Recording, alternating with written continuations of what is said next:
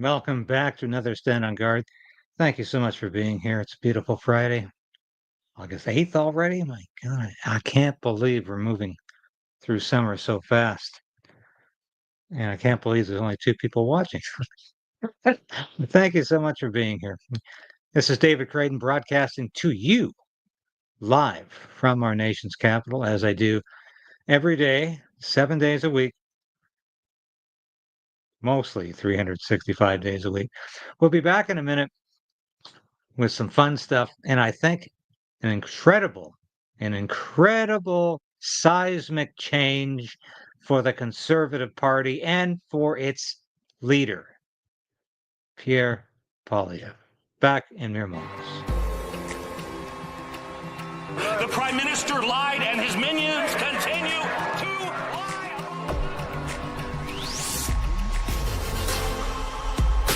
We need political change. But we also need to resolve to resist.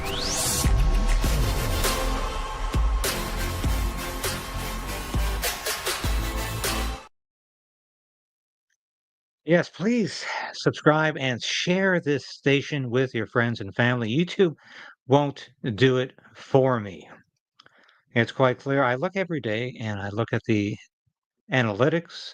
I find out where the station's going, and no, they won't share it for me. It's up to you, my good viewers, my subscribers, the people who are behind the station to do that. And I appreciate you subscribing and just giving us a thumbs up and sharing it with the friends and family so we can beat the YouTube algorithm every day. And I so appreciate that. Before I get to today's news, I want to remind you, I hope you had a chance to watch this interview yesterday with Pastor Sean Foyt. And I think it was one of the better interviews I've done of late. I always try to put original news on this station. I think that's what makes it different, what makes it unique. And I think those of you who keep coming back recognize that. We need to introduce the station to more people because I think journalism is about writing articles and about interviewing people and getting out and covering the news, not covering other people's news. And I think I do that. So I thank you for sharing this broadcast yesterday, not because it's really going to make a difference in terms of the numbers, but I want this broadcast to be seen by as many people as possible because I really think Sean has awakened in Canada a desire to fight back against government control over our churches. I had so many comments on this yesterday. I had one comment I want to point out. He said, we need freedom from religion in this country, not freedom of religion. Well, my friend, that's a very ignorant remark to make because everything can be a religion, including that very remark. Freedom from religion is a religion. Religion simply means we're free to decide our spiritual makeup. We're free to decide who God is, whether it's Jesus Christ, Jehovah God, Yahweh, Allah, or whomever. We're free in this country to decide what that is. And we're free to have a discourse in terms who is right. I think I'm right. My Muslim friends think they're right. We agree in a lot of things, though. We agree that there's no such thing as gender affirming care. We know that the LGBTQ agenda is greatly flawed. We know that there should not be a Pride Month in Canada, and I share that with my Muslim friends. No, we don't share the same faith, but we share the same country and the same freedoms. And that's what Canada used to be all about. We could be whatever we want to be in this country in terms of our faith or not. We can choose not to have a faith. Go ahead, be an atheist, be an agnostic. I'll argue with you about that anytime, but I'll also argue, and to the death, I will argue with your right to be that. We don't have a state religion in Canada, and we shouldn't have. It's up to individual consciences, individual persons who we worship. So I invite you to watch this because this was a wake-up call for Canada. And if there are so-called Christians out there who want to destroy Sean Foyt, who don't want Sean Foyt to come back to Canada, I say to hell with you. And that's all I'm going to say to you on this broadcast. I'm not going to show your emails or anything else. I just say to hell with you, because you're not fighting for the gospel. You're not fighting for Jesus Christ. You're not fighting for the Bible. You're fighting for your own agenda. And that's all I'm going to say about it. I'll leave that for now. This is, I think, the funniest story and the most dangerous story of the week. This is, and this is not a right-wing group. This is a fairly nonpartisan group called the Canadian Constitution Foundation. All right. So they put out a news release yesterday, actually a story, saying Canadian Constitution Foundation warns Premier Houston. Hiking ban threatens freedoms. Petition demands repeal. Would you believe it? Okay, we're living in, you think this is Canada, not Soviet Russia, okay? Or NAZI Germany, or fascist Italy. Fascist Italy never banned hiking. Germany never banned hiking in the woods. But Nova Scotia, under faux conservative, red Tory, Mark Carney liberal, Tim Houston, you piece of crap. How dare you tell people they can't go hiking in August? We know who's setting these fires, by the way. It's your green supporters. We've seen that in the past. We know a lot of these fires being set by arsonists, who I think are trying to justify their anti-green or their green policies and their fanatic obsession with climate change. They're trying to prove they're right by setting these forests afire. So how dare you, Tim Houston, have the gall and the pig-headedness and the idiocy to tell people they can't hike in your province? Thank God you will never be prime minister of this country. But I didn't think Mark Carney would be either. So maybe I'm wrong. And if I'm wrong, if we have a Tim Houston in charge, he's worse than Mark Carney. Nova Scotians, if you're the least bit conservative, I know you cling to your Liberal Party in many ways in Eastern Canada. I know politics is generational. We understood that during the Reform Party days. Reform Party was never accepted in Atlantic Canada because politics are generational. Why do I vote Liberal? Because my daddy did. My granddaddy did, and I'll keep voting Liberal. Is Liberal anything to do with my ideas today? Well, I don't know, and I don't care. I'm just voting Liberal because generationally we always did. And that's exactly what's wrong with this. So I tell you, Tim Houston, start acting like a conservative, and conservatives in Nova Scotia, the real principal conservatives, turf this guy. Get rid of him because he's not representing anything remotely resembling conservative policies. Now, I want to get to Pierre Poilievre here because I think I said game changer. I think it's more than game changer. It's a return to what the federal conservatives have always been about, which is what? We are Canadian, and we are pro-American at the same time. You don't have to be anti-American to be pro-Canadian. You don't have to be against the United States to be for Canada. And that's what Mark Carney tried to do to the Conservative Party, to co-opt them into this box of saying, we're all part of Team Canada. Now we hate the United States. Let me remind you of something, and I'm old enough to remember this. Remember the Shamrock Summit with Prime Minister Brian Mulroney? And Pierre Poilievre said the other day how much he admires Brian Mulroney.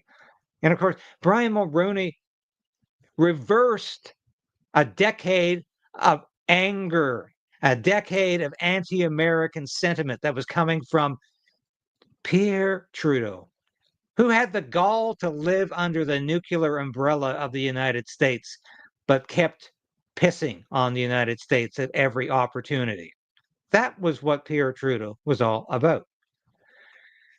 So just when Brian Mulroney became prime minister, he reversed that trend almost immediately and said Canada's open for business with the United States, and we're the best ally and the best friend the United States has. Not for a minute, not for a moment did Brian Mulroney abrogate a millimeter, a section of Canadian sovereignty.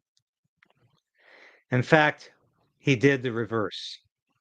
He said, being a good friend of the United States is part of being a sovereign nation. It's part of our independence. It's a recognition that we're no longer part of the British Empire, which is past, but we happen to share the same continent with the United States. And we have so many defense and economic agreements. And it was Brian Mulroney who forged the free trade agreement with Ronald Reagan and the United States. And that was a reversal of everything Pierre Trudeau had tried to do during the previous decade. And this is why I think this is fantastic. This what Pierre Poilievre is doing right now. He's taking back Canada for the Conservative Party of Canada. He's taking back the initiative. He's taking back what he needs to take back from the Liberals. It doesn't need to be Liberal Team Canada anymore. It needs to be Conservative Team Canada allied with the United States. I wish this had come out like 3 months ago, before or during the federal election campaign, because I think this would have made all the difference. Because Mark Carney co-opted the Conservative Party as much as he possibly could, and they needed a new voice. They needed a new policy to say exactly what they wanted to say about Canadian sovereignty. So this Canadian Sovereignty Act is incredibly important. Let's listen to Pierre Poilievre, and I'll interrupt a few times to comment, but I think this is a true game changer. The reason we are here is to announce the Canadian Sovereignty Act and to make a call to action. A conservative government would have acted more quickly to protect the sovereignty of our country. Under the Liberal government, that sovereignty has been eroded by policies that block our development, tax our people, and make us uncompetitive. The Canadian Sovereignty Act would move us in the opposite direction. It seeks to legalize economic development, reward those who build, protect Canadian innovation, and get shovels in the ground on major nation-building projects between now and March the 14th, the one-year anniversary of Mark Carney taking office. The problem, of course, is that Donald Trump has imposed unjustified and unjustifiable tariffs on our economy and our people. Now, Mark Carney promised that he would handle Donald Trump. That's a quote. He said that he would negotiate a win with Donald Trump. He said that the deal would be done by July the 21st, and then he said it would be done by August the 1st. Those promises were not kept. The tariffs have actually doubled since Mark Carney became Prime Minister, promising that he would get results. The promises have not been kept, and meanwhile, Canada's economy gets weaker. The deficit is now bigger under Carney than it was under Trudeau. Inflation is rising. Home building is falling. Tens of billions of dollars of net investment have left Canada since he took office. Now, this might seem obvious to all of you, and I'll come right back to this. But Pierre Poilievre is simply articulating what everybody has noticed. He has delivered on Mark Carney has delivered on none of his promises. In fact, he's violated every one of them. He's increased the deficit to $300 billion. He has absolutely failed at housing, even though he's got this star there, Gregor Robertson from Vancouver, the former mayor of Vancouver, who failed miserably as the mayor of Vancouver. Why would he not fail miserably as a housing minister? So it's time to call out the Carney government piece by piece, item by item, policy by policy, how they have failed. And Mark Carney still enjoys a relatively high favorability rating for what, I ask you? For being a failure? Let me tell you, I come from a military background, and there are rarely ever second or third chances during a war. During military leadership, you have to succeed most times on the first opportunity. You might get a second chance, but not a third chance. Mark Carney is being given third chances and fourth chances, and it's got to stop. Let's listen to major pipeline or natural gas facility, a new one, has been identified for approval by the Carney government, and we're going in the exact wrong direction.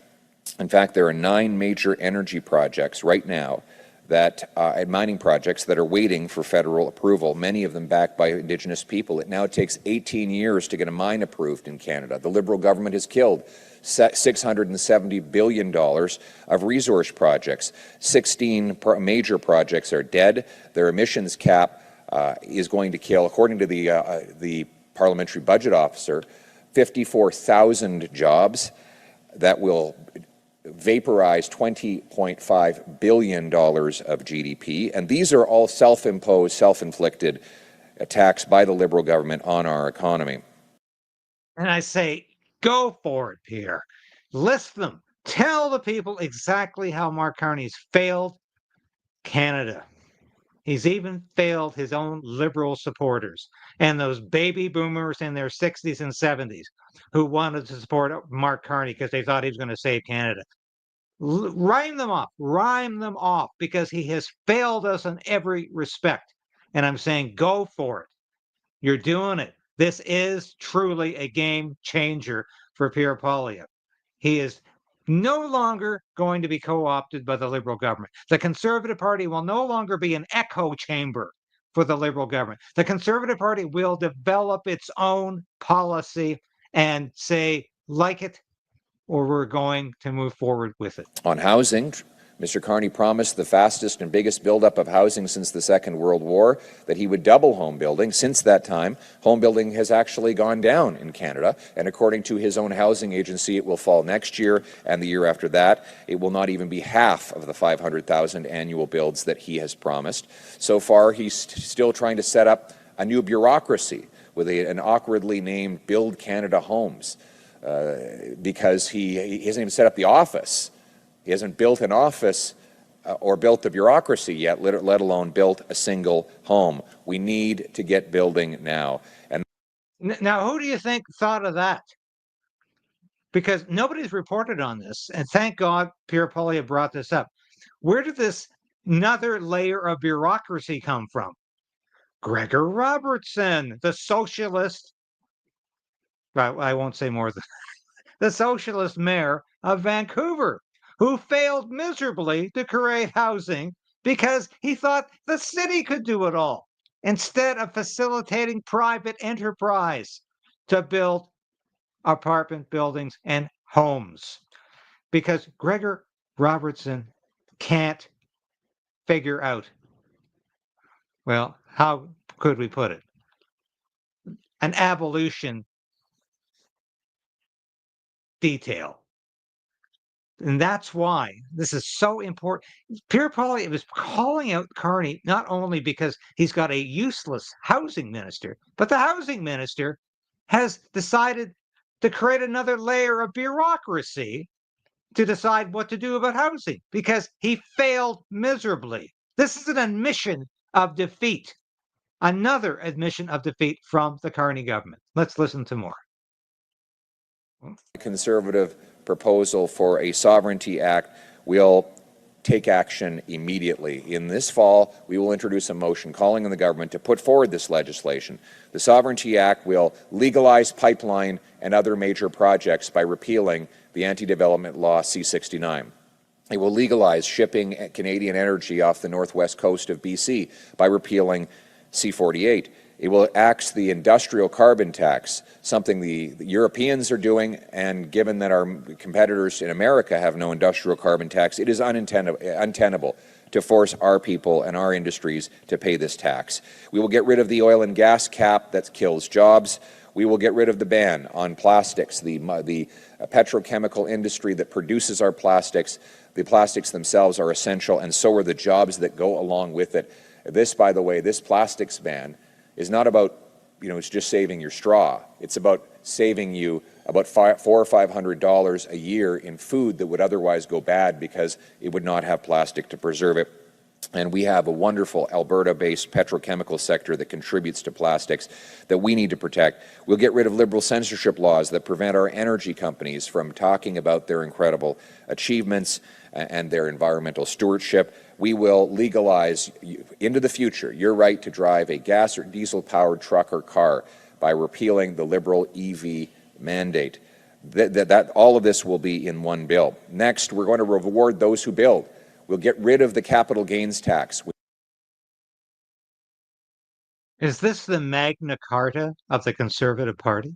Is this the Magna Carta of Canadians enslaved by liberal government regulations and policies and bill after bill after bill? Is this what this is about? I would actually call this the Magna Carta of conservatism in Canada. Now, I'm not one to get on the bandwagon, to kneel before a politician and say, good job, but I think this is a good job. I think what Pierre Poilievre is saying here is the Magna Carta of this Conservative Party. This might be the last chance we have of staying as a unified country. I've said several times, I think Alberta independence might be inevitable. This is Pierre Poilievre's real response to Alberta independence, to create a truly sovereign Canada in which Alberta can be a prominent, if not the most prominent player. I think he failed to do that the other night when he was asked by a woman in the audience at a town hall meeting, why should we stay in Canada? I think he utterly failed. I think he went home and thought about it. And I think this is the result of his thinking about it. This truly could be the Magna Carta of not just large C conservatism in Canada, but small c principal conservatives. If we can work together on this, and we need to do that. When you reinvest your proceeds here in Canada, this will cause a boom in Canadian investment. Here in Canada, we get about half the investment per worker as they do in the United States of America. We get about 14, 15 grand of investment per worker in Canada. In the States, it's 28 grand, both measured in US dollars. No wonder that the American economy is leaving us behind. We need to reward investment by letting people who sell one asset and reinvest the money in Canada do so without capital gains tax. We will give free trade bonuses to the provinces, paying them the economic benefit that results from them opening their markets to fellow Canadians. We'll protect innovation by requiring in this law that the minister do a review and present a plan to stop the mass sell-off of Canadian inventions, discoveries, and innovations. We pay for all these incredible technological breakthroughs in Canada, often with tax dollars that subsidize it at university research and elsewhere, and then it's sold off to the Americans. And we become dependent on them for the technology that we ourselves invented. Finally, outside of the bill, we are making a call to action. Today, Conservatives are calling on Prime Minister Carney to have pipeline construction underway for at least 2 projects and to have at least 1 new natural gas liquefaction project and a road to the Ring of Fire in Ontario under construction by the first anniversary of him taking office. The Prime Minister can and must do this, and he can do it by consulting First Nations as required under Section 35 of the Constitution. Now, you might say, this is too ambitious. How could you possibly get a pipeline under construction in mere months? Well, he's been in office already since last March, and he said, and I quote, we need to think big and act bigger. We need to do things previously thought impossible at speeds we haven't seen in generations. I couldn't agree more. That doesn't happen through meetings, through plans and speeches and forums and press releases. It happens through action. We need shovels in the ground, and we need deadlines to make those shovels dig and get things done. This is a test of leadership. Now is a time for action. We're calling on the Prime Minister to live up to his words and the very boastful promises that he made during the election. We do this because we want to put our country first. We want Canada to be truly economically self-sufficient and sovereign, and we want this to be once again a country where hard work earns a powerful paycheck that gives people a great life and an affordable home on a safe street. That was the Canadian promise that the country made me when I was growing up here in Calgary, Alberta, about 10 or 15 minutes from where we are right now. And I want that promise for every single Canadian. That is our purpose. This is our plan. Let's get it done. Thank you. Now, we'll get to some questions from the mainstream media as well. But I have to say this. I've known Pierre Poilievre for over 20 years. I knew him before he was a member of Parliament. You see a lot of YouTubers out there, they put their picture next to him like they actually know him. They don't. They've never even been in the same room with him. But when I first met Pierre Poilievre, I said, this is a man who really wants to be Prime Minister someday. And actually, if you look at my yearbook from grade 10 or 11, I did too at one time, but that dream is long past. I don't think the dream is long past for Pierre Poilievre. I think he's thought about things, and I have to give him credit for this because sometimes I'm rather dismissive of Pierre Poilievre.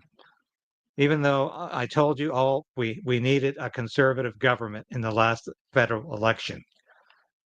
Mark Carney would be a disaster. But I think Pierre Poilievre takes in the information he's getting. He watches these broadcasts. He watches the podcasts. He might not go on them, but he watches them. He knows how the rank and file of the Conservative Party really feels. And you know the rank and file of the Conservative Party is watching broadcasts like mine and others that are talking about the issues that matter to conservatives, principled conservatives. And I think Pierre Poilievre went back wherever he's living right now. I'm sure he's out in that riding in Alberta, Battle River, Crowfoot. I'm sure he's spending as much time door knocking as he has to. But I think he went back and thought about things and said, hey, I'm not going to go down in history as the Conservative Party leader who sold out to the Liberals. I'm not going to go down as the guy who who was co-opted by the Carney Liberals. We're going to fight back. And maybe he should have done this 4 months ago. And I'm sure a lot of people are going to say it's too little, too late. Because every time we talk about Pierre Poilievre on the station, we get people saying, I love Pierre Poilievre and I hate Pierre Poilievre. I think Pierre Poilievre is probably the last chance we have to keep the country together and to have some kind of conservative response. If he fails, it's probably going to be over, and justifiably so. But he lost that federal election. Please remember that, folks. He lost that federal election, and he was not given the opportunity to implement something different. Now, if that something different is just warmed over liberalism, I'll be the first person to say, forget it. It's not worth the pages you printed your talking points on. But if what he's saying today is really where he is, what he believes, I think this is a chance to bring back Canada for conservatives. We'll listen to a bit more because he's just talking to the media here. And I find this absolutely fascinating. I listened to this morning and I said, this is not the Pierre Poilievre I heard last week. This is the Pierre Poilievre who was at the Stampede, who talked about get out of a government getting out of your business. Very much. Thank you. We'll now take questions from the floor. Oh, you're holding it. Okay. G'day, Emma Graney with the Globe and Mail. Thank you. Question here, when you're talking about getting pipelines built, there are no projects being proposed right now. There's none on the table. BC has already said, hey, we don't really want a new oil pipeline. How do you overcome those kinds of hurdles? And just on the tariff question, which counter tariffs do you reckon should be removed? Thank you very much. I think there's 3 questions there. Yeah. First 2, that's okay. It was well executed, a hat trick. Let's start with the chicken and egg problem. So this is, the opponents of pipelines are using this very cleverly. They're saying, well, we can't change the rules to allow a pipeline because there's no pipeline proposed. That's because the rules don't allow pipelines to get built. So you have, for example, C-69 that, according to the Pipeline Association, means you'll never get one approved. Then you have the energy cap, which means that Alberta will never be able to produce enough oil to put in a new pipeline. And then you have the shipping ban that prevents that oil from going anywhere. And then, you know, the NDP and Liberals say, well, nobody wants to build a pipeline, so we can't approve one. Well, of course, nobody wants to build anything in Canada because the law makes it impossible. So that's why the Canadian Sovereignty Act will legalize building pipelines, producing energy, and putting it on ships. And when you do that, you will have pipeline construction like you do all around the world. You know, I'm just looking at these incredible projects that have been done in other countries around the world. You've got the Eemshaven LNG terminal in Netherlands. Went from plan to completion in 6 months. The gas grid LNG terminal in Finland, agreements signed in May of 2022, started construction in August of 2022. That's 2 months later. The Wilhelmshaven, Germany project that was announced, this is an import terminal for LNG, announced in March 2022, completed in December 2022. This is how things get done everywhere else in the world. Here in Canada, nothing gets done because Liberals ban things from getting done. We're proposing to legalize fast energy production, construction, and exportation, and that is why we need this bill. So we can do it. Let's get rid of this chicken and egg distraction that the Liberals have imposed. As for Mr. Eby opposing him, with the greatest respect, I have nothing against him personally. I think he's a nice guy, but one man can't block a project. British Columbians want a pipeline, Albertans want a pipeline, Canadians want a pipeline. We can't wait till everybody's on side. I mean, you know, there's some people out there who don't think Elvis is dead. We can't get everybody to agree on any basic fact, even the basic fact that we need a pipeline. So you're going to need national leadership, and yeah, that means that some people are going to protest, maybe chain themselves to a tree, but we have. I would say Elvis is probably dead, whether or not he passed away, whether or not you think he passed away in 1977 or not. But the point is, to push through that if we're ever going to get anything done. As for the tariffs, the counter tariffs should be, as I said, and I think Mr. Carney has copied my language on this. We need to narrowly target our counter tariffs at things that maximize the impact on the Americans while minimizing impact on Canadians, to put the pressure on our American counterparts to remove the tariffs so that we can restore a true free trading relationship with them.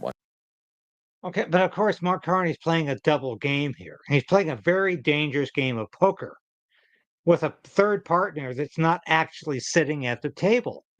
Because while he threatens Donald Trump and pretends he's not really concerned about this, he's negotiating with Britain. He's negotiating with the UK, with the European Union. And he's talking about supplying money for the European Union Defense Force. So Mark Carney is laid bare here. What we need from our government is honesty, some sense of honesty. And I think this is what Poilievre is talking about here. And I know I'm going to get people saying, you know, you don't trust Pierre Poilievre. I trust a politician as far as I can throw them. But when he talks like this, I say, okay, please deliver. And I think you can, because I think it's not only in the best interest of Pierre Poilievre and the Conservative Party of Canada, it could be in the best interest of Canada. Once again, thank you. Français. Oh, geez. Everybody here is going to be, they just had to suffer through my very lengthy answer. But I'll do it. Je vais le faire en français. Encore le numéro un, in the GDP of many countries, the people of Battle River Crowfoot. They're the people who feed power and protect our country, feed through the great ranchers and farmers, power through the incredible oil and gas industry, most of all the Hardisty tank farm, which moves $90 billion of energy products. That's more than the GDP of many countries, and this is a town of about 600 people. And of course, it protects our country with the people, the great men and women who serve at CFB Wainwright. So I'm having. So of course, Pierre is talking about his by-election here, which I think I don't know how he could do it better, actually. I have to say that, because he's putting out videos very faithfully about his door knocking, about the issues that matter to Albertans. And he's running for two things at the same time. You have to realize this, people. And please don't drop your I'm seeing the numbers go down here. What Pierre Poilievre is doing here, and this is almost unique in Canadian history, he's running in a by-election for a seat in the House of Commons. At the same time, he's trying to preserve his leadership of a federal party, namely the Conservative Party candidate. My heart goes out to him to some degree, because the pressure must be enormous. He has to win this by-election. And now, of course, it's not just, you remember how these by-elections used to be? Where if it was the opposition, the government would just not run a candidate. And if it was the government, the opposition wouldn't run a candidate. That was called, sort of old British fair play. We would not run a candidate because we just wanted this guy to get elected, and from both sides of the House. The Liberals are not playing it that way. The NDP are not playing it that way. The Independents are not playing it that way. And of course, Election Canada is not playing it that way. So we'll be back with Pierre in a second. So what are they doing? They're insisting on a write-in candidate, which Elections Canada has not particularly defined in terms of what is sufficient. So that must be bothering him at the same time as he's wondering, if I don't win this, my leadership is going to be under intense review. I'm probably going to lose. So my heart goes out to him to that regard. He is under tremendous pressure right now to win not only this by-election, but to convince Conservative Party supporters, and no, I do not belong to the Conservative Party Canada, that he is the only person that can lead this party. And actually, at this point, in terms of viable candidates, he is the only person who can lead the Conservative Party of Canada at this point. Doug Ford wants the job. Jason Kenney wants the job. Both of them are completely ridiculous. Neither of them can lead the Conservative Party of Canada. Let's get a little more of this, please. Fun. I'm meeting a lot of people who are very angry about the way that the federal government has abused and mistreated Alberta. And what they're saying is the era of pay up and shut up has got to come to an end. Alberta deserves a better deal within Canada. And one of the ways we make that happen, one of the ways we unite our country, is to produce our resources. The oil and gas workers who are suffering, living in very tough conditions right now because there's just not enough work, despite the global oil boom, all they want is to get a job where they can go and make the whole country richer. So, I met a guy the other day. He's an oil and gas worker. He was doing very well up until about 10 years ago. Now he's got to split a mobile home with a friend. He's in his 40s or 50s, and he can't afford his own place. And it's because there's just not enough work. All of this is the direct result of the federal government banning oil and gas production through C-69, C-48, the energy cap, the industrial carbon tax, and we could go on and on and on. If you unlock the power of the energy sector to make all Canadians richer, I can tell you Albertans will be more than happy to continue to contribute to this country, and it would be the greatest thing we could do to unite all Canadians. Thank you. I think that's a good place to stop. I watched the whole news conference. It's on CPAC and the Conservative Party of Canada website. I think Pierre Poilievre finally demonstrates why he should remain as the leader of the Conservative Party of Canada and continue to fight Mark Carney, because he sees there's a difference, and there has to be a difference. And that's what I think this is all about. So thank you so much for watching today. Nope, we're going to put our merchandise on because, and once again, I am going to thank the person who bought over $600 of merchandise the other day so profusely tomorrow. And thank you so much. Yeah. So.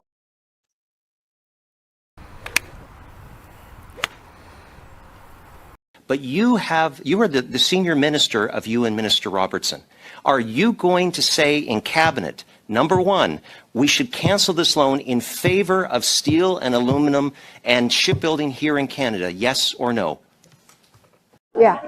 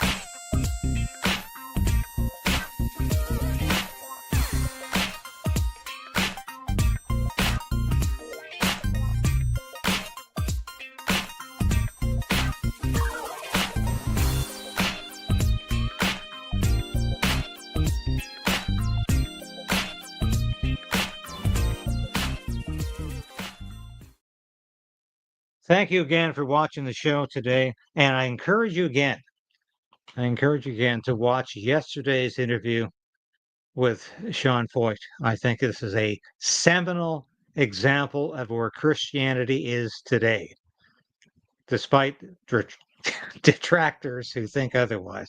Thank you for watching. It's been a pleasure to be with you today. Always is. And I'll be back again tomorrow with more of the news you need to know. And let's continue together to resolve, to resist.